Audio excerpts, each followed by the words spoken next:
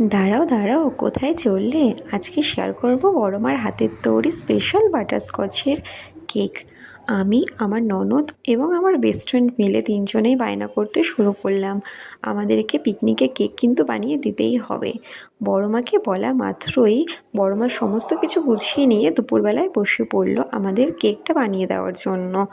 খুবই সুন্দর কিন্তু কেক বানায় বড় মা, পুরো দোকানের মতন টেস্টি হয় খেতে। বড় মাকে আমরা অনেকেই বলেছি যে তুমি কেক বানানোটা শেখো, তোমার কেক খুবই ভালো হয় খেতে, বাড়িতে কেক বানানোর একটা বিজনেস করতে পারো। কিন্তু বড় মা কোনো কথাই শোনে না। কিন্তু আমাদেরকে কিন্তু মাঝে মধ্যেই টেস্টি টেস্টি কেক বানিয়ে খাওয়ায়, বিভিন্ন ধরনের ফ্লেভারের। যেমন 25শে ডিসেম্বরে আমাদেরকে খুব দারুণ একটা কেক বানিয়ে খাইয়েছিল। ওটা অবশ্য তোমাদের সাথে শেয়ার করা হয়নি। এটা দেখে নাও, এটা দারুণ সুন্দর হয়েছিল খেতে। বিশ্বাস করবে না, পুরো দোকানের মতন হয়েছিল খেতে।